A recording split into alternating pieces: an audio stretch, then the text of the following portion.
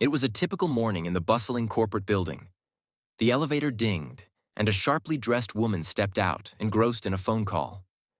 Her heels clicked against the polished marble floor as she walked briskly, her attention entirely absorbed by the conversation. She barely noticed the janitor coming from the opposite direction, carrying a steaming cup of coffee in one hand and a cleaning cloth in the other. Before either of them could react, they collided. The coffee spilled, splashing onto the woman's pristine white heels. Her eyes widened in horror, and her face twisted into anger. "Are you blind? Look what you've done," she snapped, glaring at the cleaner.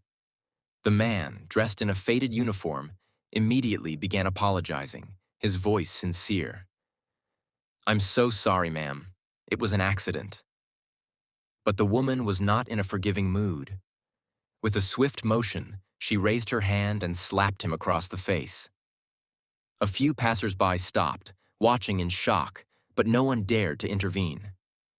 "Clean them now," she demanded, her voice cold and commanding. The cleaner, humiliated but silent, knelt and wiped her shoes with his cloth. Once satisfied, she scoffed and walked away, resuming her phone call as if nothing had happened. Later that afternoon, still juggling conversations, she found herself at a trash bin near the parking garage. In one hand, she held a small bag of trash from her lunch, and in the other, her expensive designer purse. Distracted by another phone call, she absent-mindedly tossed the wrong item into the bin, her purse instead of the trash bag. Unaware of her mistake, she continued toward her car. It wasn't until she reached for her keys that realization struck. She gasped, looking down to find herself clutching a bag of trash instead of her purse.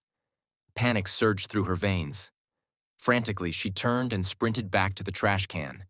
She dug through its contents, her hands trembling, until she found her purse.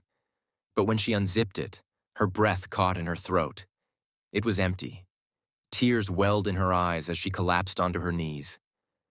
Everything was gone. Her money, her keys, everything. Desperation gripped her as she looked around, hoping someone had seen what had happened. A quiet voice interrupted her distress. "Looking for this?" She turned sharply and saw the cleaner standing before her, holding out a bundle of cash and her car keys. She blinked in disbelief. You found it?" she stammered, wiping her eyes. He nodded, extending his hand further. "I saw what happened. I hesitated at first, but I knew the right thing to do." She took the money and keys, clutching them tightly. Overwhelmed with gratitude, she reached into her purse and pulled out a few bills.